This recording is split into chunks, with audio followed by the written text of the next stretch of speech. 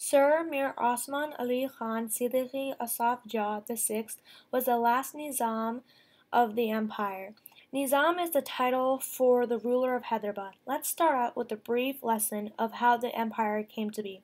The first Nizam ruled in place of the Mughal emperors.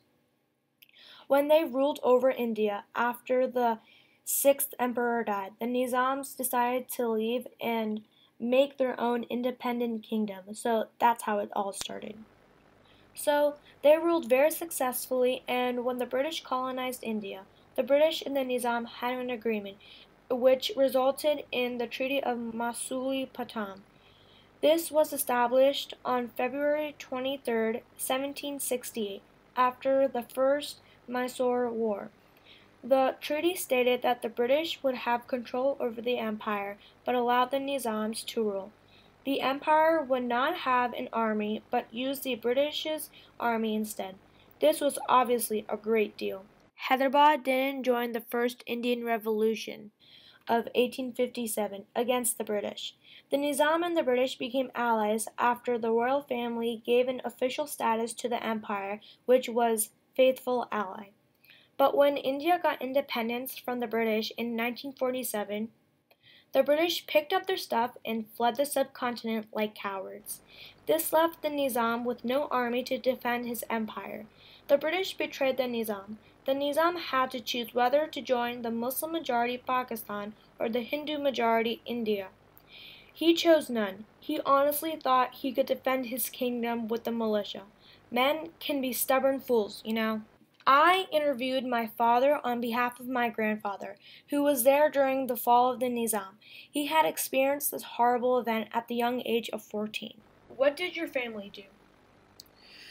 My family, they had a business, and my grandfather was a headmaster of a school in Hyderabad. In addition to that, he was running the family business of a printing press. Um, this was established somewhere in the 1930s, I believe, and till 1948 they had this printing press. Can you describe the invasion? Well, this invasion happens to affect the psyche of the people in that region so much that the information has been carried on from the generation to the generation, and it has been expressed so vividly by my father that I can certainly say that it was very traumatic for him as well as for people around him. My father remembers when he was around 14 years old, and um, it was in the radio that Indian Army had invaded the state of Hyderabad. It was an actual nation. The nation was as big as today's Germany, and it was a very scary thing for them once they knew that that the soldiers were coming in. When did this invasion happen? In actuality, this invasion went on between September 13, 1948 until September 24th, 1948. So it's almost for a period of 11 days. But the first 3 days were extremely harsh. And on the 24th of September, the Nizam, who was the then king, the ruler of the country, of the nation, he surrendered to the Indian government. So the the invasion ended. How many people do you believe died? Well, as part of the actual numbers, there is variable information and it's not consistent.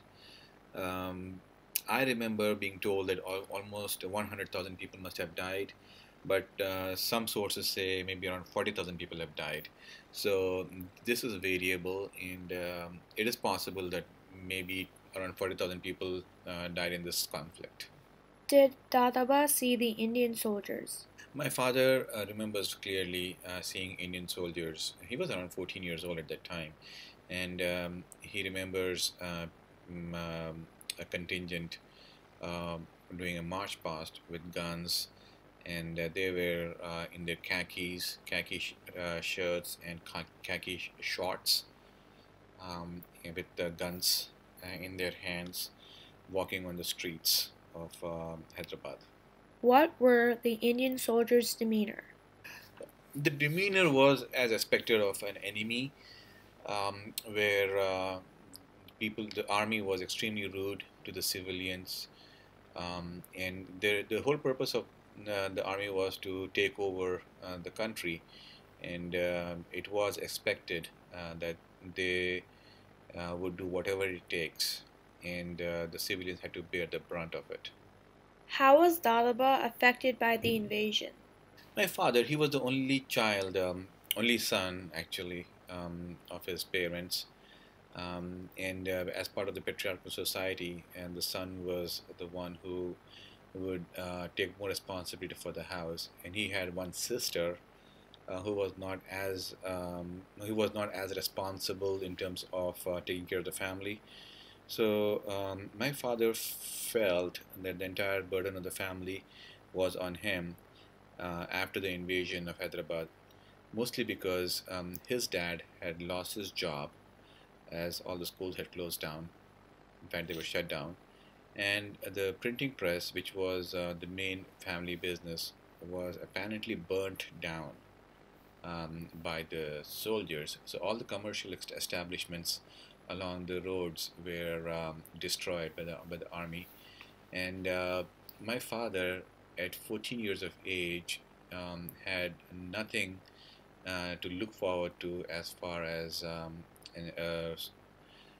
financial support system or even anything in terms of economic stability was concerned. He was badly affected by this. He lost almost 2 years of school because of this, because of the schools being shut down. Because his dad was a school headmaster, so education was an important part of their lives. So when my dad was 19 years old, he actually took up a job because for almost 4 or 5 years there was nothing. The earliest job that were available was almost when he was 19 years old. Uh, ever since that time, the family got more stable. When Indian soldiers were like coming and invading your area, Dadaba's area, how did Dadaba and his family hide? Apparently, a contingent of army came in their area in the night time. The lights were turned off, and they were rounding up young men. Um, my father and his dad were apparently lucky because my father's father was little older, and my dad was on the younger side. So they must have possibly been lucky and escaped getting into uh, the eyes of the invading army. So, but they do remember how difficult and dangerous that situation was. When Dadaba became like an Indian citizen, how was his transition? How did his people treat him? Well, the entire state was incorporated into the Indian Union, and as it is believed that stability and order comes following chaos. From 1948 up until 1956, so for a period of almost 7 to 8 years, um, there was extreme chaos in the region, and people were living one day at a time, not knowing what the future entailed. But because of the policies of Jawaharlal Nehru, the then Prime Minister of India, he was inclusive in terms of his approach towards the citizens, and things started getting more stabilized subsequently. What did the Nizam's people think of the Nizam? Well, the Nizam was the seventh ruler of the dynasty, and they were ruling Hyderabad for more than 200 years. Um, during those 200 years, the state of Hyderabad prospered significantly. It was the area for trade of diamonds, and a lot of business activities were going on. The Nizam happened to be the significant recipient of the income through taxes and businesses in the area. So he was named the richest man in the world in 1937.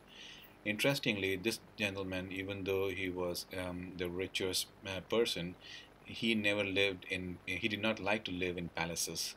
He had a very humble life, and most of the money was used towards the development of the society and the people in general. He built several hospitals, universities, and had a railway system, had stamps, had a very strong economic base, which helped people in the area prosper. How was Dadaba's daily lifestyle under the rule of the Nizam? Um, During the rule of Nizam, my father has very good memories of living a very happy and comfortable life. They were able to run a very successful business, printing stuff for the local university, as well as yeah, having a very prosperous business. In addition to that, his father being in the education field, there was a lot of respect as well as support from various areas. So he has very fond memories of those days. Were the British friendly and a good ally to the empire? The British had an alliance with the Nizam, and this alliance was made somewhere around 1901, during which the Nizam agreed to provide economic support to the British, and in return, the British stationed a huge army in the city of Hyderabad with the purpose of defending the Nizam in case of any invasion. This arrangement went on till 1947 when India gained independence. And once India has achieved freedom from the British left, leaving all their treaties and all their agreements um, without honoring them. So this Nizam had so much money and economic stability without an army, and he felt betrayed and left alone without any good defense mechanism to handle and support and protect his own kingdom. So he felt betrayed. As you've heard from this interview, this was a serious event in which thousands have died. The information has not been consistent on how many lives were taken. Some say 20,000 to 40,000, while others say 50,000 to 200,000. It's quite surprising on how well India has kept this horrifying massacre under wraps. Many sources have stated that the Indian soldiers were rounding up Muslim men and slaughtering them with their guns. They spared the Hindu men. There have been rumors that the soldiers were looking for someone, but there have not been any sources that have proved this right. The annexation of Hyderabad was called Operation Polo, and there really was no reason why India invaded Hyderabad, besides the fact that the Indian leaders did not like a Muslim ruling over Hindus, even though they were quite respected. There's a lot of information, but it cannot be proved right due to many of the websites being blocked and shut down. There have been some news articles where the Indian government has been trying to cover up this huge massacre. Unless we can get the Indian government to cooperate, we may find a lot of answers, like who were the soldiers looking for. We may never know, but what we do know is that before the British left, Queen Elizabeth was gifted some diamonds from the Nizam, which is now on Queen Elizabeth's crown in Kate Middleton, Duchess of Cambridge's necklace. The sad thing is, the British mainly used the Nizam for his riches because he was once the wealthiest in the world, and when the Nizam needed them the most, they were not there. This is the sad truth of the Nizam Empire.